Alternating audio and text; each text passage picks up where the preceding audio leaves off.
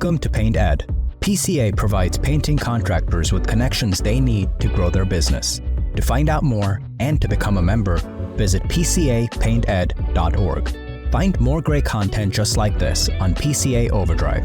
A subscription to the platform is included with membership. For all you non-members out there, sign up for a free trial. PCA Overdrive is available on the App Store and Google Play.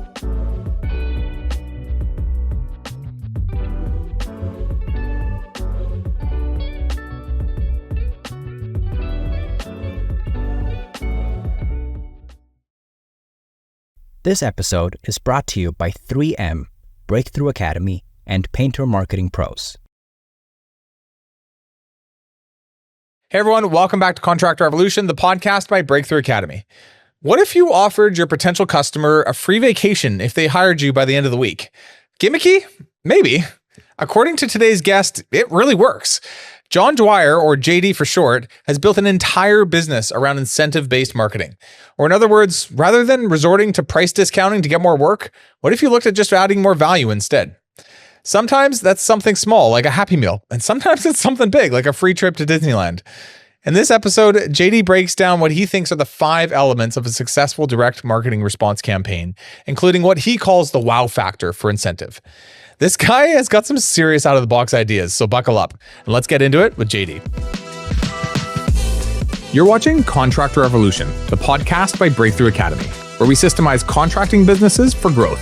Keep watching to learn how the world's top contractors scale their companies, build killer teams, and make more while working less. JD, welcome to the show. Thank you very much. I'm glad to be here. Thanks for coming on, my friend. You are on the other side of the planet. You want to tell us all where you are, what you do, why you're here? Okie dokie.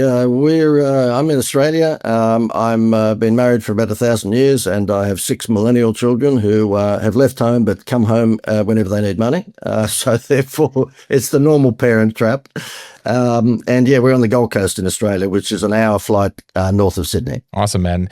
And so you're in the business of direct response marketing, have been for a very long time. Why don't you tell us a bit, what do you do today? What's your world? What are you working on? Obviously, you work with tradies, a whole bunch, or contractors. We talk about them over here in North America, but what's your day-to-day life? What are you up to?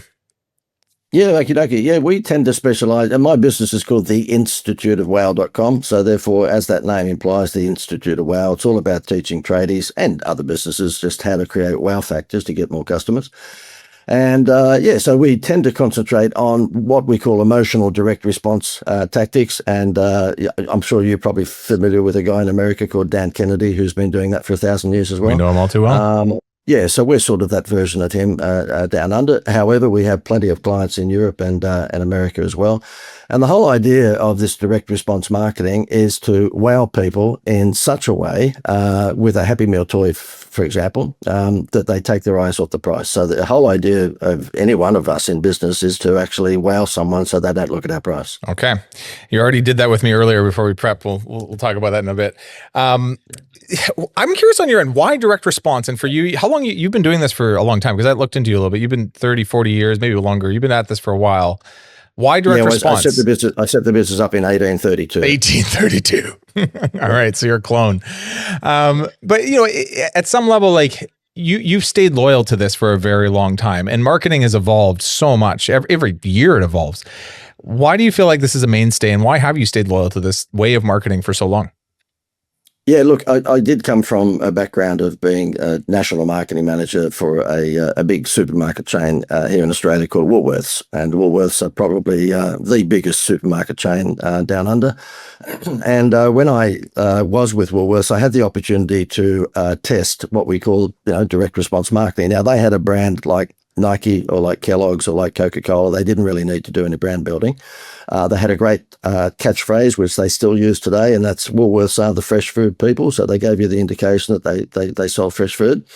And what we used to do back in the day is create what we call continuity programs. And so for every $10 that you spend at the supermarket, you would get a stamp. Now, keep in mind, this was pre-digital, so it was back in the 1800s. So you'd get a stamp, and you'd lick the stamp and put it onto a saver sheet. And when you actually saved up X number of stamps, you got cookware and glassware for spectacularly reduced prices. And I sat back and looked at this thing just go like a rocket. It was just unbelievable. Once and mostly women, but because of the supermarket shopping, once the women actually got, one glass in the glass set, she'd have to come back and get the second glass and the third glass and so forth. Same with cookware. And then we moved on to scratch games. And what we would do is we'd give away the chance to win $100,000 or $200,000 with scratch tickets. And whenever you actually purchase something at the cash register, you got a ticket, you scratched it out, and you might have got a red $500 note. You had to come back and get the green and the blue one in order to win $500. And I could see the absolute impact that this was doing on an artificial basis. Had nothing at all to do with selling cornflakes or Coca-Cola. It was an artificial stimulus that got people coming back and back and back. And that's why we thought, well, listen, I'll leave Woolworths and set a business up that just specializes in that. And that's what we've been doing since. Hey guys, quick question before we continue the episode. If you could get a custom roadmap for growing your business in 5 minutes, would it be worth your time? After tracking the growth of over 1,600 contracting businesses since 2015, we've put together a 5-minute quiz you can go take right now that draws on a massive pool of data. You'll get instant access to a personalized report that's going to tell you which one of the 4 phases of contractor growth you're actually in right now, how your company stacks up in the 6 core areas of business compared with industry benchmarks, and what to go do next, including customized resources, tools, and templates you'll have access to right away. No waiting around for an email or filling out a million separate forms. The link is in the description, so go check it out. Now, back to the episode. Does it hit the same part of the brain that gambling does? It kind of sounds like some of the things you're talking about. It's similar. Can you explain that or talk to that a little bit even? Yeah. Well, gamification's been around, since Vegas was around back in the early days. So therefore, there is an element of gamification to all of this sort of stuff. And at the time when I was doing all of these things, I was younger and our friends had children. And so therefore, they were threatening me at every barbecue to stop doing this to their wives because they were spending a fortune at Woolworths. But there is. And so, we've got a resort in Fiji that came to us a couple of years back, and they said, look, we're running at 35% occupancy rate because we're 25 years old, and all the brand new Fijian resorts were opening up down the road, and they were brand new. So it was the Sofitel, or it was the Hilton Hotel, and so therefore they were actually, snatching a lot of traffic away from this particular resort that was 25 years old. So we put a campaign on for travel agents in Australia, and we said, look, for every room that you book into the Hideaway Resort, which was our hotel that was 25 years old, we will give you a ticket in the $1 million draw. And we take out the $1 million insurance with Lloyd's of London. So $1 million will cost us 20 grand, let's say, give or take. And what happens is that, they went from 35. So when you walked into a travel agent in Australia and said, I'm going to Fiji, where should I stay? The travel agent would say, oh, well, what about if mum and dad walked into the travel agent and said, look, I want to go to Fiji, then the travel agent will say, you go to Hideaway Resort. And they go, oh, but why would I stay there? Why don't I stay at the Hilton? And the travel agent will say, Ebola. Oh, why wouldn't I stay at the Sofitel? Rabies. Okay, well, I guess I better stay at the Hideaway. And the Hideaway Resort went from 35 to 99% occupancy within a week and stayed there for 3 months. So that had nothing at all to do with the facilities in the resort. It had everything to do with the travel agent was persuaded to put them into this resort because they could win $1 million. It sounds like to you, what you're speaking to is you're hitting on something primal in the human brain that is timeless, that regardless of how marketing strategies change over time, this is something that is just the way our brain works. And so you're tapping into that. You also mentioned brand building and how something, a lot of the people that come to you have a good brand and they're looking for results now, ROI. Can you just even for everyone listening, like define like direct response and how is it different than other types of marketing? Probably the best way to explain it is is that you go to a traditional advertising agency or marketing agency, and most of them are digital marketing agencies these days, which means they're run by someone who's still using pimple cream. And you would say to them, okay, look, I want to build my brand. I want to make more sales. The traditional advertising agency will say to you, look, we will help you get them to fall in love with your brand so that they will actually taste your product. We flip that. And we say, we'll get them to taste your product so they'll fall in love with your brand. And so our version is not the seafood shop putting its name on the back of the local soccer team's jerseys. Ours is actually the seafood shop having a hostess outside at lunchtime and dinner time, giving out calamari samples so that people will taste them and then fall in love with the calamari and go inside and buy the barramundi. It's more experience driven. Is that fair to say? Like they're actually experiencing your brand, experiencing your offer before they actually have to buy from you in some level? Yep, it's good. No surprise, it's good experiential marketing. Yeah. And so how does this apply to contractors? Because I know you said you have a certain subset of your marketplace that you work with, or tradies, let's say. How does this work with them? When you look at campaigns for like a plumber or a landscaper or a builder, what are they doing that's different from other people in their exact same space based on this way of marketing? Yeah. And look, it wouldn't matter whether they happen, in Australia, we call them tradies, of course, but so it wouldn't matter whether they went to university to become electrician or concreter or pest control operator or doctor or dentist. I've never seen a college anywhere in the world that teaches anyone anything but to be a good technician. When I had a dentist on the phone yesterday and he needed more traffic, and he said to me he did 4 years or 5 years, whatever it was, at college back when he was younger, and they taught him how to fix teeth, but no one ever taught him how to get patients. Mm-hmm. And so what happens is that landscapers, I've got a lot of buddies in the game, and we've got a lot of clients that have been using our services that are tradesmen, and they will say the same thing. They're a very, very good technician, but they might not be flash at marketing. And so that's where we fit in. And most of the trades people these days will be a member of one of the lead generation companies, and so therefore they will get 3 leads. And of course, they try to get to that lead as fast as they possibly can, because that might increase their chances of conversion. We say, look, you don't need to get to anyone too quickly. We'll provide you with a wow factor that will just make any of the other competitors invisible. And so we'll give them something that they can actually use as a tradesman that will take people's eyes off the price and discourage those people from even thinking about another tradesman.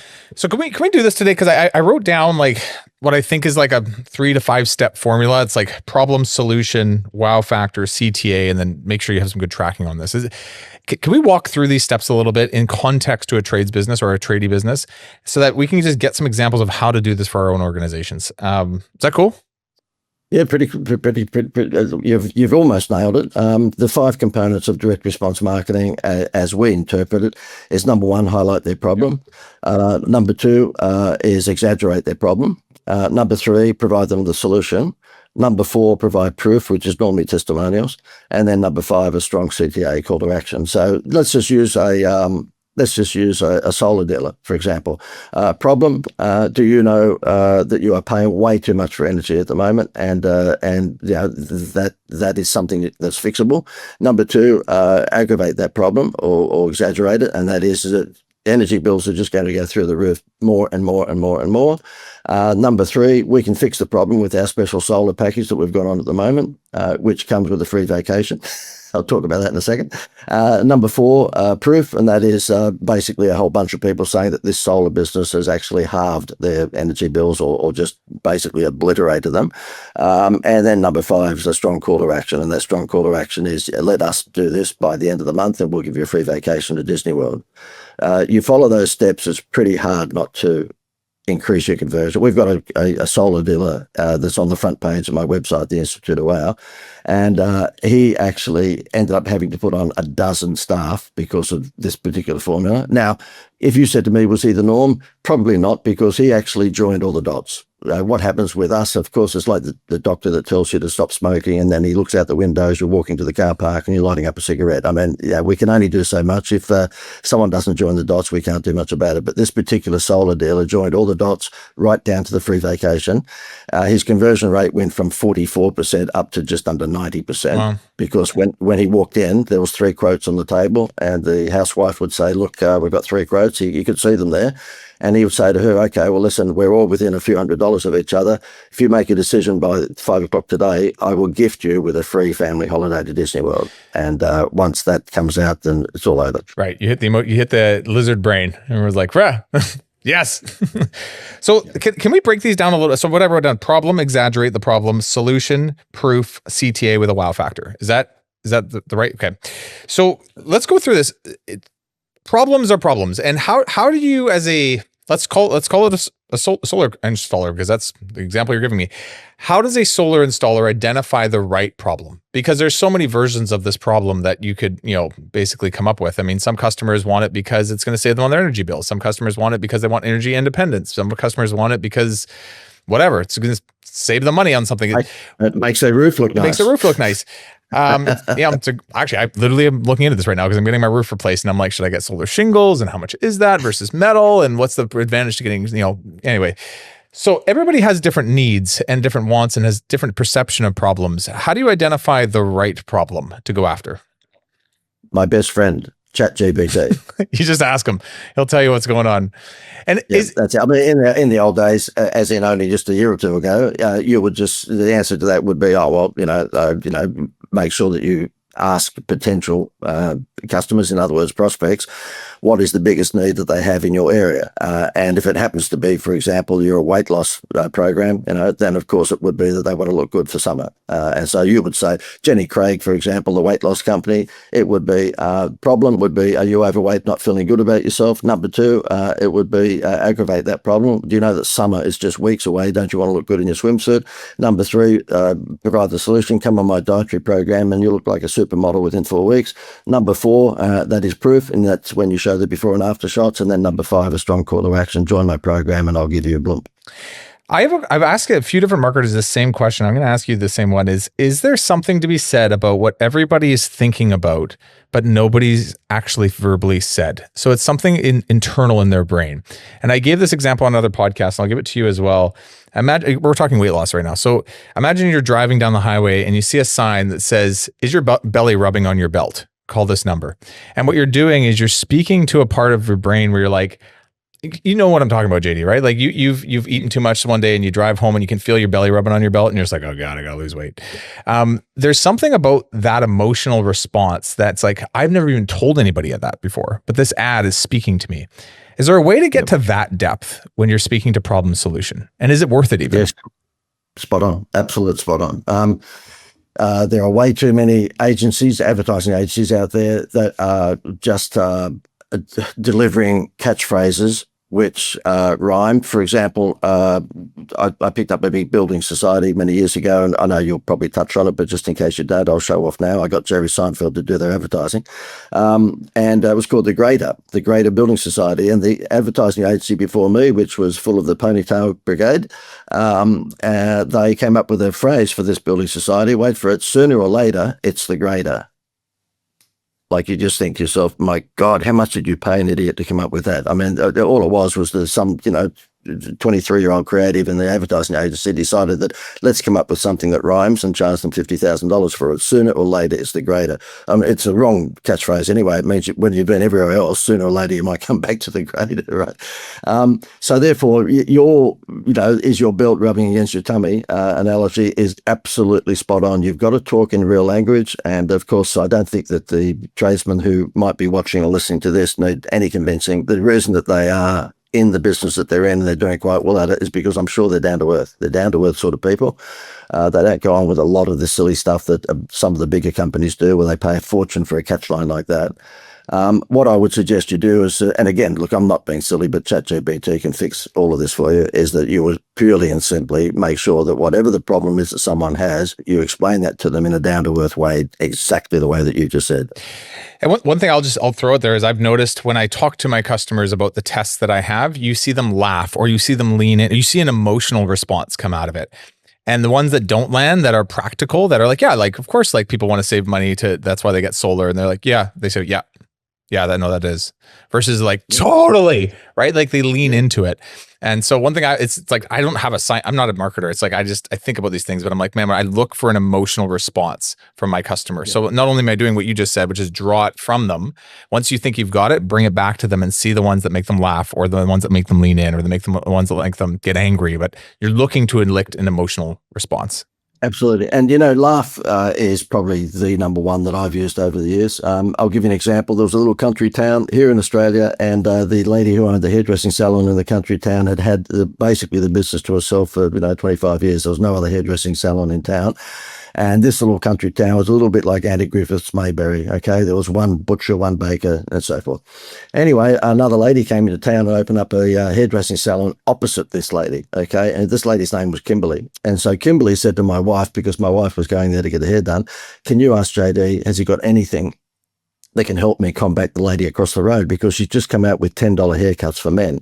And she said, I used to charge $50 for men. And she said, what do I do? Do I drop to $9? And Gail came home and said to me, look, Kimberly needs some help. And I thought, oh, another freebie. That's all I need. So anyway, I said to her, let me think about it. And guess what? She'd lost all the men. All the men within 2 weeks had gone across the road to the lady charging just $10 for haircuts, because men will get the haircut at the butcher. They don't care. Totally. And so anyway, I said to her, look, I think we've got the answer to this. So we put a sandwich board outside her hair salon, directly opposite the one that's stolen all the men.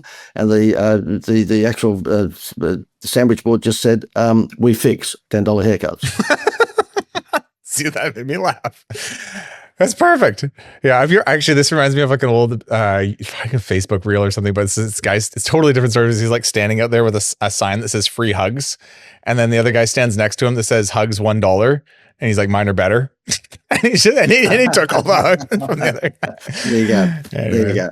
And that's why I think, the humor side of it, I'm a bit cheeky, and it sounds like you are too. So it probably suits my personality, but I find that humor is the quickest way to break through. No question. Cool.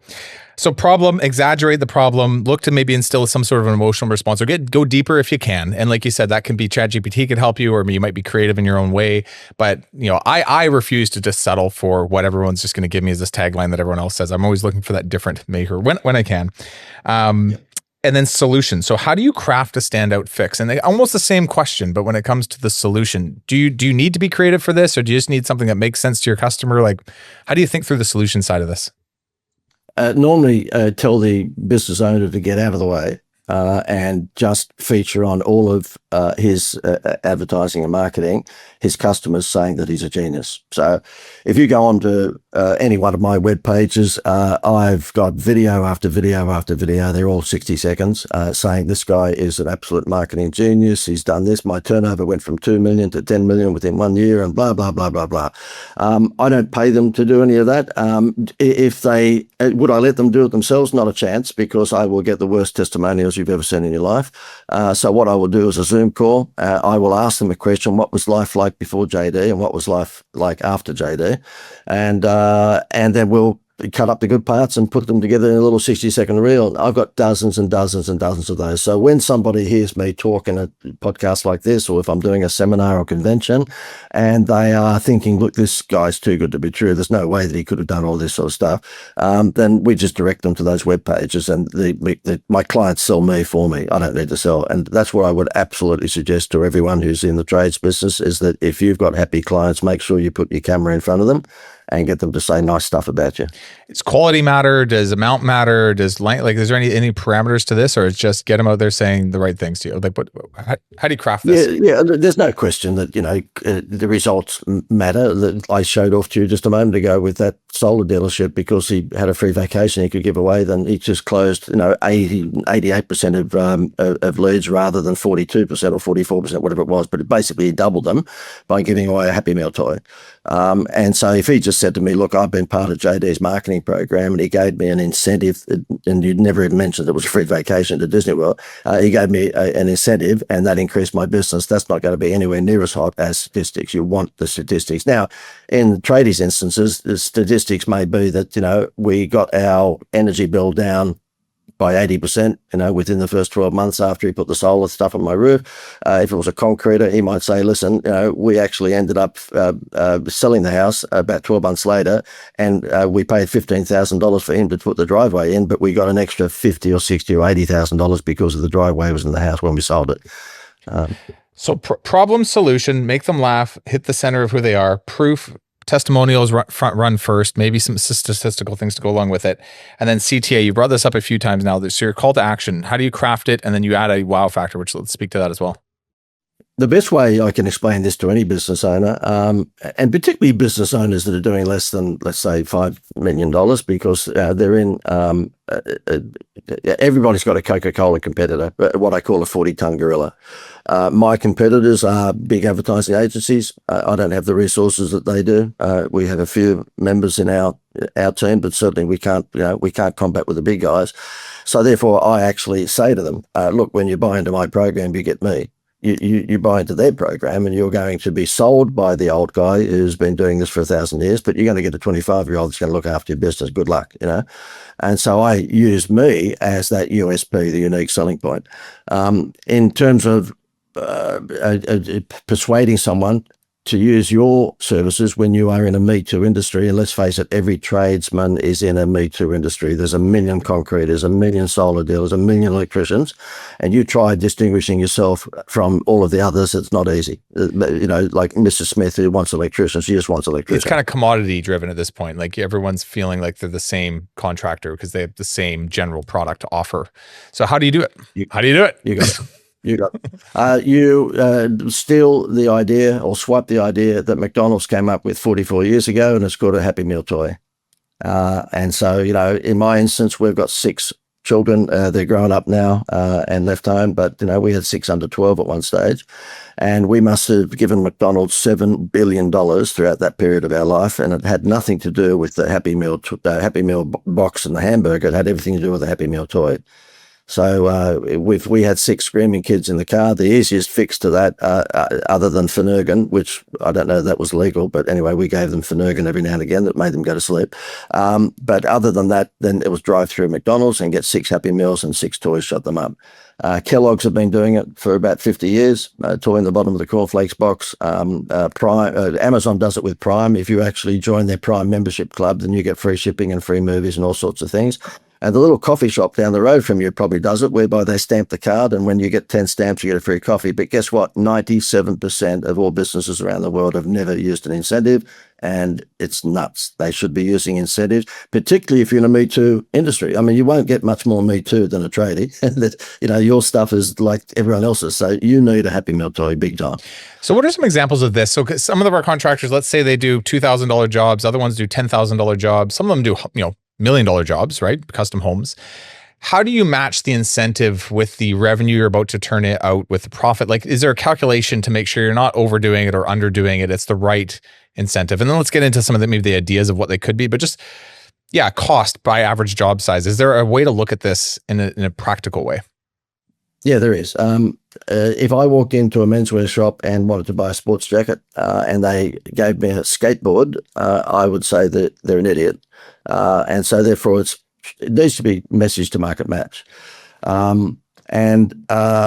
We promote at the moment, and yes, because there's dollars in it for us. I mean, I won't make any secret of that, but we promote what we know is the world's #1 incentive to not just tradies, but to other businesses, and it's a free vacation. Basically, the tradies here in Australia will buy from us a voucher like that, and on that voucher, they can, when they give that to the housewife because they've chosen their particular business to put a concrete driveway in, or to pest control or whatever it may be, solar, they buy the voucher off us for just about $50, and they give that out to customers to persuade them to use their services rather than someone else's, and then they have something like 120 destinations to choose from that they can go to. So we're talking Orlando, Disney World, and New York, and Las Vegas, and San Diego, all throughout Europe, Paris, Germany, Spain, you name it. And what happens is that the hotels that are part of this program are happy to actually give up their rooms because outside of school vacations, they're running about 30% vacancy. And so therefore the hotels go, well, listen, outside of school vacations, which is Easter and Christmas and school holidays, then we've got 30% of our rooms vacant. We may as well give them to businesses to use as a Happy Meal toy and not destroy our brand, because if they went through the temptation of dropping their pants, then of course that takes their brand from the penthouse to the house without taking the elevator. They don't want to do that. They don't want to let the public know that they're giving these rooms away for next to nothing, but they're quite happy to give them to us, and for us then to sell them to businesses as a Happy Meal toy, because that's under the radar. Nobody sees that they're giving up those rooms for free. Okay. And that's how it works. And the reason I highlight that is I could tell you all sorts of other incentives that we've used over the years, from movie vouchers to dining vouchers to you name it, gas discounts at the local gas station, you name it. I've tried everything, and nothing comes near a free vacation. And the reason why is because a free vacation suits a 25-year-old and an 85-year-old. Doesn't matter whether they're male or female. Interesting. So you just really simple here, because a lot of our contractors work with homeowners, more or less. It could be considered a commercial contract, but that might be conflict of interest depending on how it all goes down. But you can. I'll show you how to do that. You can do it too? Okay. You can do B2B. Okay. Keep in mind is that my mantra is very similar to Dr. Evil's. What is that? What is your mantra? Oh, that is just do it however you need to do it. Ask questions later. So interesting. So the CTA is, hey, we're going to give you a free vacation. And I guess it sounds like you've got a way to make these vacations not cost what they cost publicly. And so that the actual give is a lot cheaper, and the cash reserves for that aren't hey, I'm spending $3,000 for every $4,000 job I book. It's $50 costs at some level. It's pretty low. Yeah, it's free. Yeah, basically what happens is that, we normally sell them for $97, but when I'm on a podcast like this, we just cut it in half for obvious reasons. We're marketers, Are we marketing right now? Are we giving people Yeah, okay. Exactly. So, yeah. My wife hates me because every time, she's with me and I'm doing something like this, she goes, for God's sake, would you take that marketing hat off and just enjoy yourself, But all jokes aside, the thing is that your podcast, I would suspect, is meant to deliver as much value as you possibly can to the viewers or listeners. And I could tell them to go out and get a dining voucher or movie voucher and all that, but it won't work anywhere near as well as giving someone a $1,000 holiday for free, or we call it a holiday in Australia, but vacation for free. And if you don't mind, I will show up. It came about courtesy of Jerry Seinfeld. That's how this whole idea came about. I was going to ask you about that. So don't worry, it was in my thought pattern here. But so this is what you did back when you, was it billions of dollars worth of mortgages that came out? Tell the story, please, because I read a bit about it, but I didn't want to say too much. I wanted to ask you. So your big kind of thing is you took this vacation concept and you had Jerry Seinfeld speak to this, and it went huge. Can you speak to this a little bit?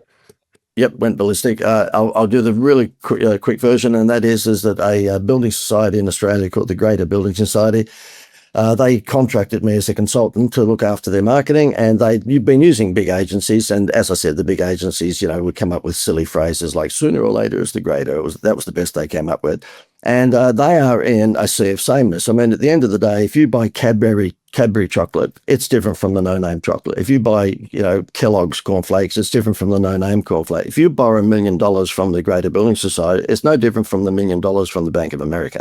There is no point of difference, right? And I kept on saying to them, you guys are on drugs. You're out there on TV every night and you're saying, get a home loan from us at 6.2%. The bigger Bank of America or the Wells Fargo down the road can be 6.1% within a heartbeat, and they will be. You're not going to beat those 40-ton gorillas. You're a small business. Now, they're the 250th biggest business in Australia, but compared to the Wells Fargo Bank, they were small. And so they said, okay, smart Alec, what should we do? I said, take their eyes off the interest rate, take their eyes off the price. And I'd been doing some infomercial TV ads for a travel company, a discount travel company. So I introduced them, and what we did is we stopped the honeymoon rate, because as you would know, every bank around the world gives you 1% off for that first year, and then they bump it back up again. So we grabbed that 1% and gave it to a travel discount company. They gave them a $10,000 vacation for 5, and the rest is history. Basically, what happened is that we came on TV and social media. This was about a dozen years ago, and we said, look, get a home loan or swap your home loan from the nasty Bank of America across to us, and we'll give you a free vacation. Now, keep in mind, the cost was neutral because they stopped doing the honeymoon rate, which is a 1% discount. Anyway, for the first 3 or 4 years, it went nuts. It went absolutely crazy. They took an extra $15 billion. This is little Australia. We got the population of California, right? They took an extra $15 billion worth of home loans in the first few years. And then in the 4th year, I got Jerry Seinfeld to do their advertising. So therefore, I annoyed the daylights out of him. And eventually he said yes. I asked him why he said yes. He said, I thought you'd never go away otherwise. I told him my mantra is persistence beats intelligence. So anyway, I'd fly to New York, and for 3 years, Jerry would stand outside a mock-up of this bank, not far away from where he lives in the Hamptons, and we just film all the commercials, bring them back to Australia and put them on social media. So it was Jerry Seinfeld saying, swap your home loan and get a free holiday. We call it a holiday in Australia, get a free vacation. It went if we thought we had a success on our hands before, once you had Seinfeld involved in it, it just exploded, absolutely exploded. And what happened is that this international travel company saw what I was doing, and they contacted me and said, look, we're a travel company. We've got access to unsold hotel rooms around America and around the world. You look like you've got half a clue when it comes to marketing. Do you want to join forces? Interesting. And that's how this all got together. So let's do this. Let's put the link in the description. I don't know what link we're putting in yet, but JD, you have your team send us some stuff, and let's get everyone listening some access to this, because this sounds like a really convenient way to have a wow factor on your CTA without having to cost an arm and a leg. So Cool. And you can do this for people in North America, I assume? A lot of our listeners are... Yeah. Okay. No, if anyone wants to have a look at it, just go to vacationsincentive.com. That's our American website. So vacations, plural, vacationsincentive.com. Ignore the $97 there because we'll give it to you for half that price. All right. Sounds good. Let's talk a bit about like time and quality limits. Do you do that in your ads? Do you not? Like creating urgency and scarcity? Is there something to that? And how does that work? What's a good way to do this? I also think like, what's the way to do it where it backfires? Because I find in today's world, it's like act now, or everyone's like, that's bull. Like we're desensitized to it. So where does it work? Where does it not? How do you do that right in today's world? Yep. The best way to explain this is that when my children were younger and they had a messy bedroom, I would say to them over and over and over again, clean up your bedroom, like every other parent would. I got nowhere because they knew I was BS, Once I said to them, clean up your bedroom and you'll be able to go to the movies with your buddies on Friday night, but you won't be going if you don't clean up your bedroom, bang. The bedroom was cleaned up. So therefore, even using the direct response stuff with my own children, much to the chagrin of my wife, actually worked. You've just got to have a deadline. The thing is that the same old story, a goal without a deadline is just a dream. So therefore, if you think you're going to be able to sell your services and get the conversion rate that you want without a deadline, you're on drugs. Okay, you've got to have a deadline, either that or a quantity limit. Quantity limit is normally seen by the consumers as BS because they go, oh yeah. I mean, I see some people having webinars these days and promoting the fact that there's only 100 seats. It's digital. You can have 1 million seats. So don't insult people. Yeah, for contractors, it can be quality based or quantity limit based on their schedule. So it's like we only have so much time to book out, but it falls on deaf ears from a marketing standpoint because you don't know what that contractor's schedule is yet. So you can't tell if there's high quantity or low quantity. For time, like how do you set a time limit to a campaign where you give away a vacation, let's say, but then want to run that campaign again? Because at what point are you just running that campaign all the time? And how does that how does that flow? Yep, you do what Sher has done for 10 years, and that is was so successful by public demand. I'm coming back again. Okay. So the thing is that the consumer who you're targeting at the moment is, once you give him or her your solar panels, is completely off the planet. Then you'll probably never see them again. Okay, unless you have a product or service that's going to be a repetitive purchase product or service. And so therefore don't worry about the fact that, they might see that you've brought it back again next month, because at the end of the day, they probably won't see it because they're not looking for your stuff anymore. You've already delivered it to them. What I would say is there's no magic pill to disguising the fact that you're going to run this regularly, but what you can do is that you can actually, if you've got a Happy Meal toy that looks like this and you're getting that for $50, so therefore you've got 1,000, these are 3-night vacations, by the way. And in Mexico, it's 5 nights, in Cancun, and some places it's 7 nights, sure. Right? But you've got 3 nights throughout America. So it's valued at, and they're all 4-star resorts. So therefore you're not talking RV parks. So you could say, listen, if you get in by the end of the month, we will give you a free vacation. We've got a couple of Texan Harley Davidson dealerships using it at the moment. And they're using it by saying, get in by the end of the just take a test ride. No one's going to buy a Harley Davidson to get 3 nights accommodation, but they will take a test ride. So they've exploded their test rides like crazy. I've only just spoken to them yesterday, and they are doing it to the end of this month. And I said to them, okay, so what's the plan? They said, well, what will happen is that because the public demand has been unbelievable, and it has, we've got more people taking test rides now. By the way, they sell 3.5 bikes out of every 10 test drives. We've just increased their test drives by 200%. So you can imagine how many more Harley Davidsons they're selling if 3.5 out of every 10. They're just going to revisit it the next month and say, brought back by public demand. I can imagine too. I mean, every contractor is a little different, but I know for a lot of the ones we work with, they very much have high seasons and low seasons, especially in Canada, United States, northern states. We have like winter season, summer season. We very much have seasons. So, for our exteriors, like painters, it's, they're not doing a lot of exterior painting in the wintertime, but they want to do some interior. They want to book some more work. It's a good seasonal, potentially like thing to run on an annual basis. And then when you're like, a lot of our landscapers are just, they don't want work in April, May, June, July. Everyone's coming to them because all the plants are starting to grow. It's like, you're not running it in your high season. You're running it in your low season would be maybe one thought I had on that. So And you can do other things too. I mean, the vacations is the number one that I've come across. I've been doing this for 1,000 years, as I told you before, and I've never seen anything that comes near it. And we've done gas discounts, and we've done movie tickets, and we've done dining vouchers. The big difference with it, McDonald's gets that plastic toy made in China for 20 cents, but if you see it in Kmart, it's worth $4 or $5. So therefore, for you, it's a high perceived value, but for McDonald's, it's a low cost. That's the incentives that work the best. This one, $50 for a voucher, and it's worth $1,000. Of course, it's insane. And so therefore, if you're looking for stuff to give away, not only the message to market match is always a bit difficult, because try getting something that's low cost and high perceived value that suits a particular geodemographic profile. The good thing about a vacation is it suits anyone, doesn't matter. What you can do, though, you can do other things. For example, the insured prize promotions. You can say, look, everyone who books my service this month, you're in the chance to win $100,000. And you can get that $100,000 insurance from the Lloyd's of London style companies for just a few $1,000s. So you can do things like that, whereby you get the Elvis found headline. It's not, in my mind, anywhere near as good as you buy, you get. In this instance, where you buy, you get a vacation, is always going to be you buy, you might win.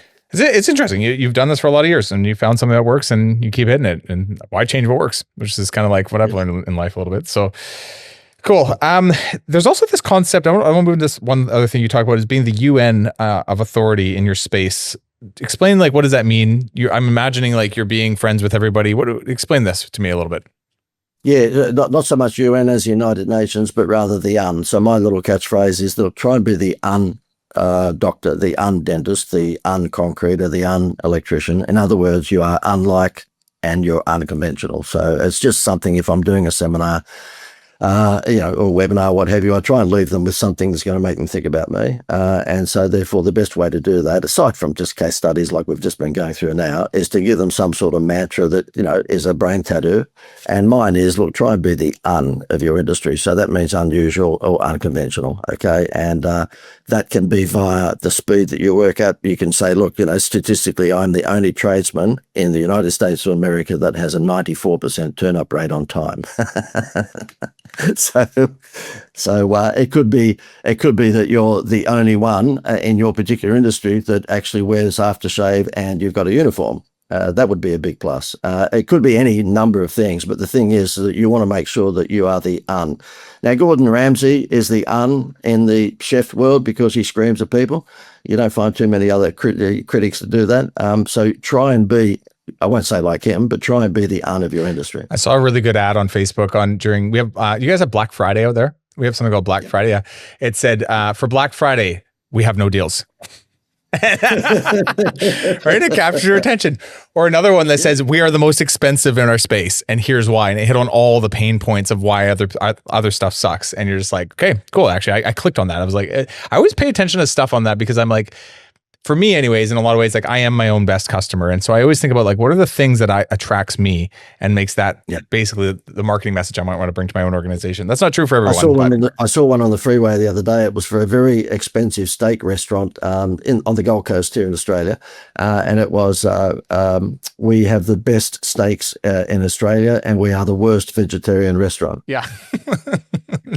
Guaranteed worst vegan restaurant you've ever been to. Yeah. Cool. Yeah. Good. Well, that helps me with a lot of different things on my questions here. I don't have a ton more for you. Just like some rapid fire questions if you're cool with it. I would love to know the best headline you've ever written, the worst flop you've ever had, and lesson you've gotten from it. And just any other myths about marketing you'd love to bury. I'm trying to think of the best headline.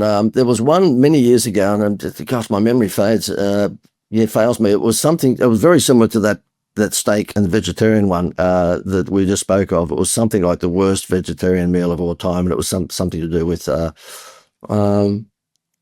Let me skip to the second one. Sure. I'll keep the wheels turning inside here to see if I can come up with the best headline. But what was the second one again? Biggest flop you've ever had, where you're like, "This is going to be great," and you're like, "We learned a lot from this."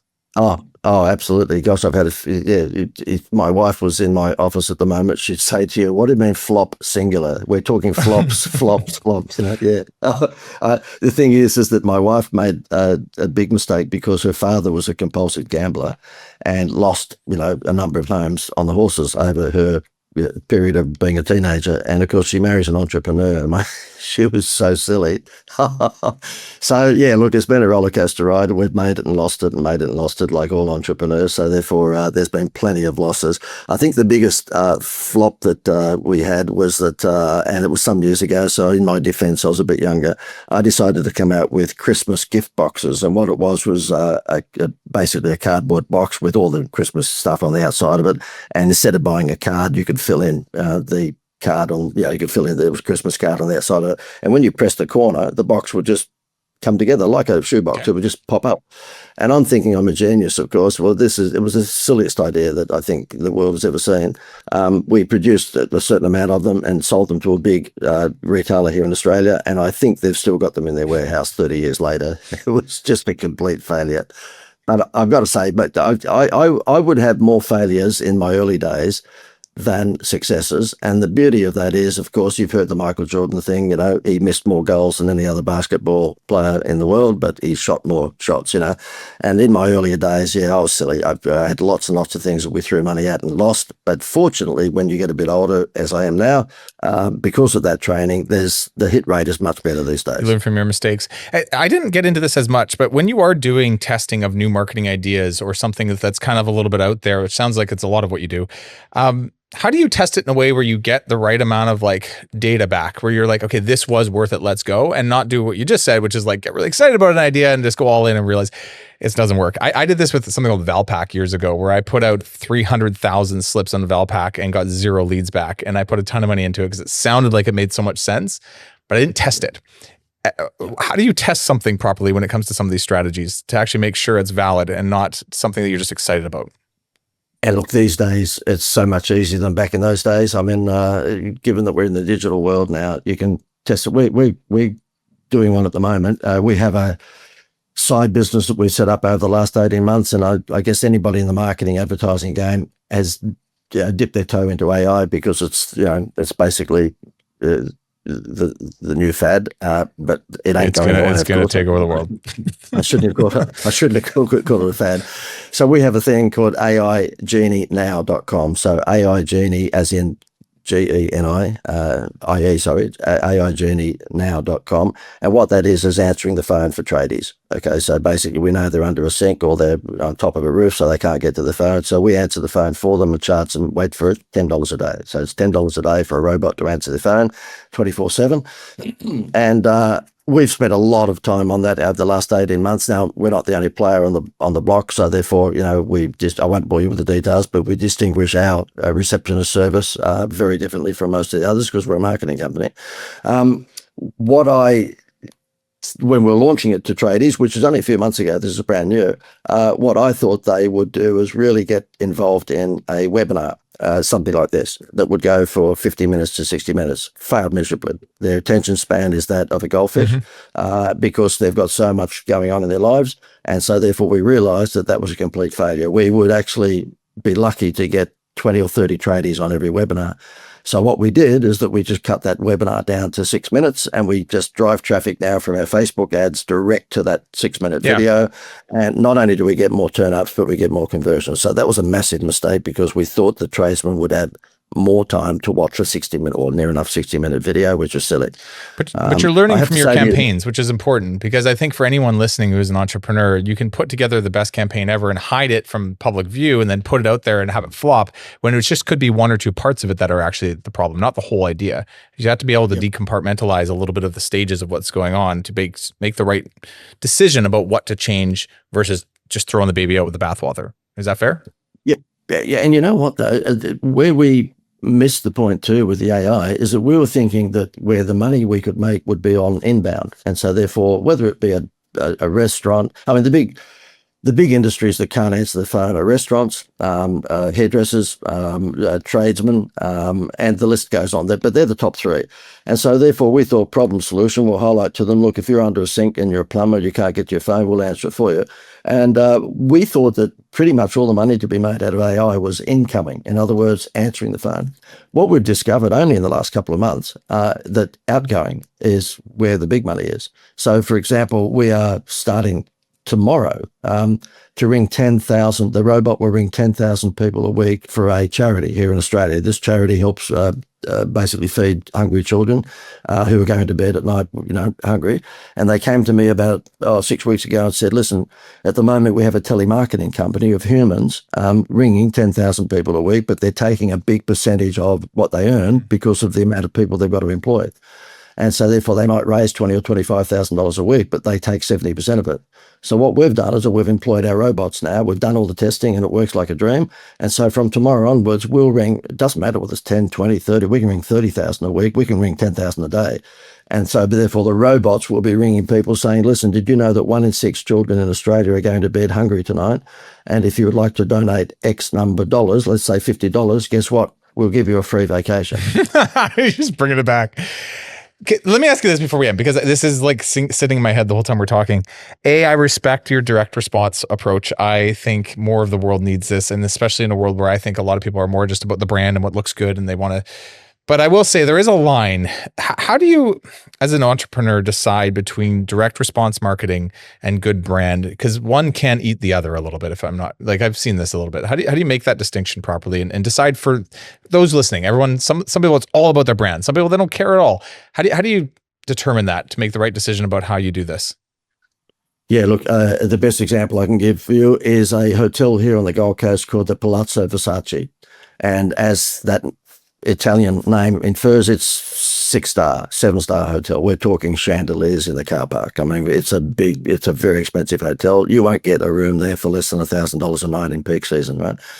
And so therefore, when I'm talking to someone like that, I say, look, it needs to be message to market match. I just noticed you've got 2 Rolls Royces sitting outside. What are they for? And the manager of the hotel said to me, oh, they pick up the Rolling Stones from the airport and bring them to the, I said, okay, so it's only Paul McCartney and Mick Jagger that gets them? They go, yep. I said, well, you're on drugs. Seriously. You've got them sitting there for, 23 hours, 24 hours a day doing nothing. Why don't you have a campaign whereby in the winter months, here in Australia, Sydney and Melbourne get pretty cold in the winter months, but the Gold Coast, which is the Orlando of Australia, we're still pretty warm, all right? So therefore, in the winter months where you've got empty rooms, why don't you do this? Why don't you actually say that when you actually buy a 5-day package, so you don't give it to someone just overnight, but you buy a 5-day passage and you fly up from Sydney or Melbourne, we'll pick you up from the airport in one of these Rolls Royces. And when you're here, we will give you free tickets to Dreamworld. So this is like Orlando. We have not Disney, but sure, theme parks, Movie World and Dreamworld, all that. And you give the family pass to Dreamworld. Now, with what you're charging per night for the hotel, right, you could easily, build the cost of this into the room tariff. As soon as he did it, bang, instantly rooms booked out. Now, that's what's called message to market match with direct response advertising. They didn't lower their brand by dropping their pants and letting the world see that they're just giving up these rooms for next to nothing throughout the winter months. What they have done is, what we did for them is created a wow factor incentive that's conducive to their brand. That's what you need to do. It all comes back to this wow factor, and you're a good deal maker. It sounds like you're good at finding the way, which I think most entrepreneurs are. They can find little like angles to things, and it's not just about discounting your price or giving a discount on what you do. It's finding something that people be wowed by, basically. It sounds like, and being able to offer that in a way that publicly they couldn't get it, but privately you can because of a connection you have of some sort. It is, and the thing is that well, one last example before we go. It was a turf farm. In other words, he sold grass, okay? And he came to one of my song and dance shows that we put on.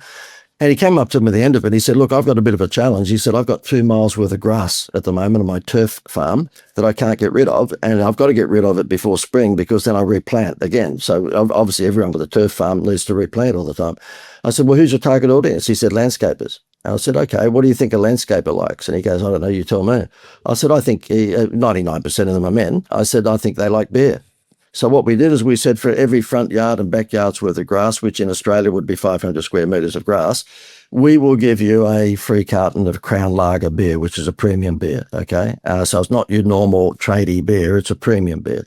And so he said, righto. So we just bought a mail list of tradesmen all around the area that he was on, 500 tradesmen. We sent out a letter to them because not all of them are, sort of into technology.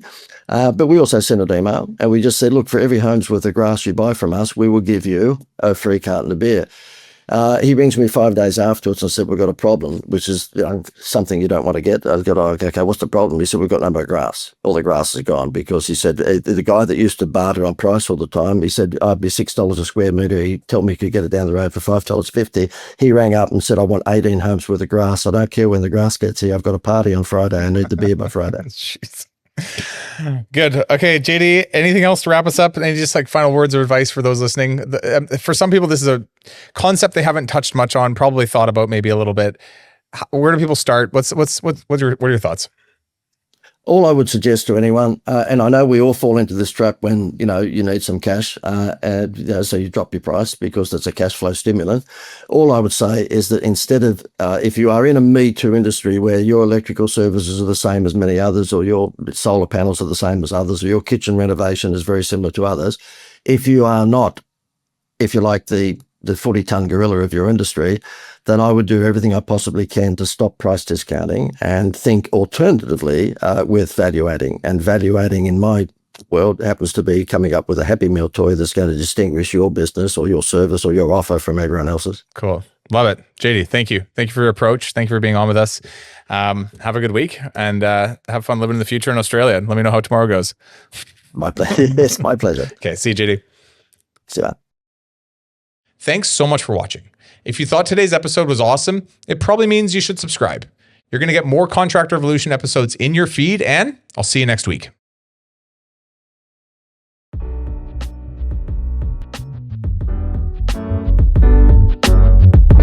Paint Ed podcasts are produced by the Painting Contractors Association and are made possible by members and industry partners. To find out more about the upcoming educational opportunities or for more information about joining the PCA, visit pcapainted.org.